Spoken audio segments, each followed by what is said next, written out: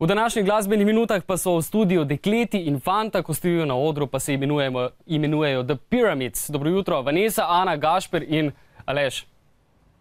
Dobro jutro. Ste razmišljali pri tem imenu The Pyramids, da vas bo na spletu malo težko najti? Ja, smo že ugotavljali to tudi prvič, ko smo se googlali, ne. Ja. Ampak pač zaenkrat je ta ožja publika, ki jo imamo, pač nas pozna toliko, da nas poišče.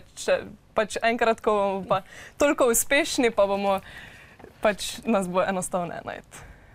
Si predstavljamo. Misliš? Piramide egipčanske bodo vedno, veš, se mi zdi bolj iskane, kot pa ne vem, kakšna skupina. Ne vem, mogoče... Ja, ne vem, pač bolj se verjetno da na nek način to rešiti. V bistvu se nismo nekaj posebno poglabljali v to, no, še zaenkrat. Kaj bi potem takem rekli, Gašper, da je skupina nastala tako zelo hitro, da niste imeli časa izbrati, ne vem, drugačnega imena ali kaj podobnega? Se ne pravim, da je slabo, meni je super, no.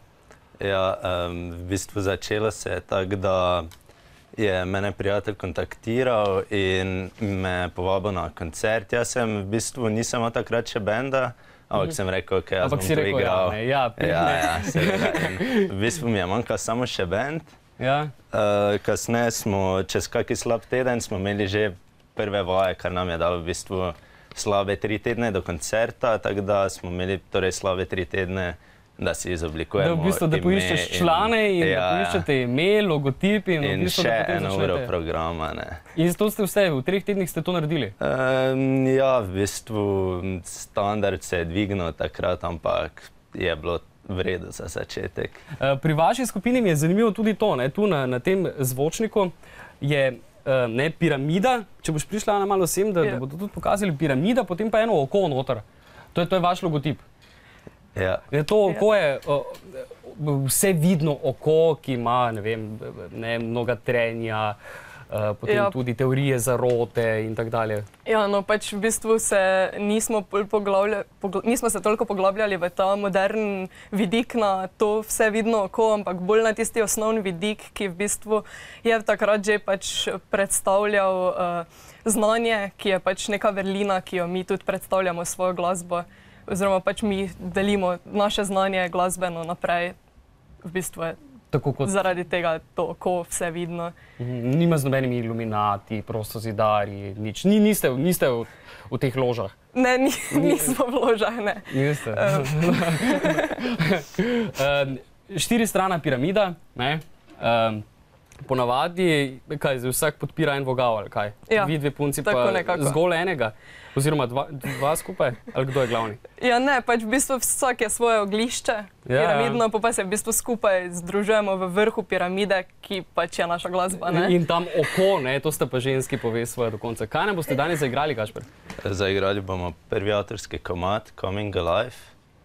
Potem pa najbolje, da kar začnete. Izvolite.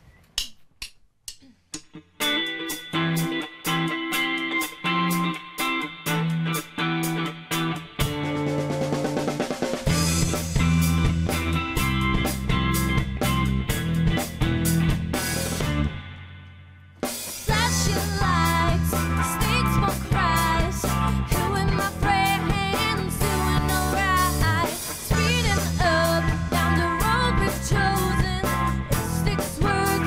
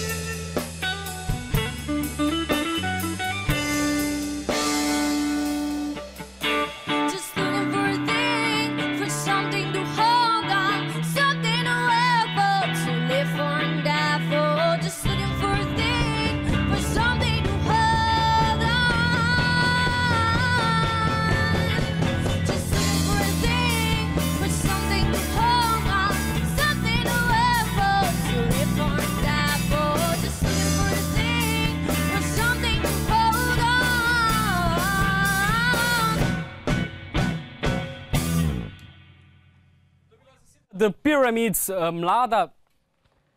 mlada razen enega člana, zasedba iz Maribora. To je vaš prvi avtorski komad, prva avtorska skladba? Ja, tako je. Druga? Druga je Addictive Love. Pa mislim, kako zdaj poteka ta razvoj neke skladbe? Kdo napiše besedilo? Kako se to dogovorite, glede na to, da ste 2-2?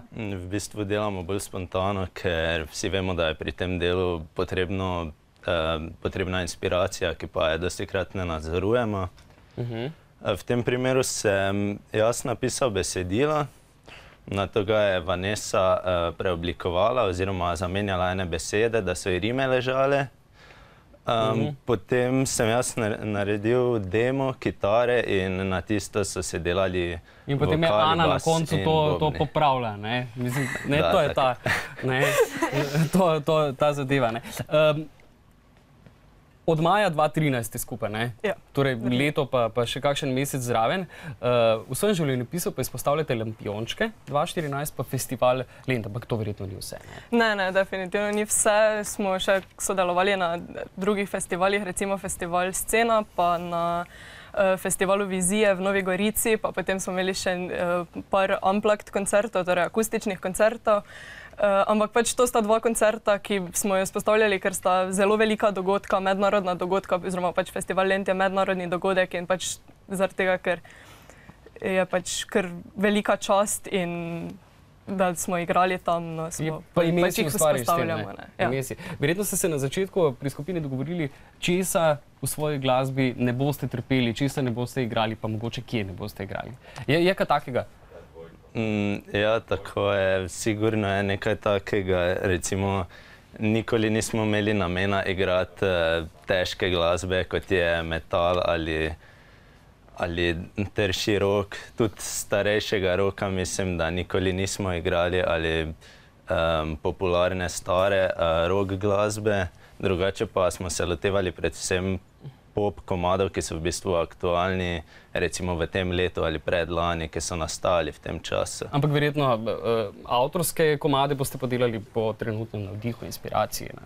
Ja, pač poskušamo se držati, da imajo vseeno podobno obliko, kot so ti moderni komadi, ampak pač vse skupaj preoblikujemo v našo zasedbo, ne.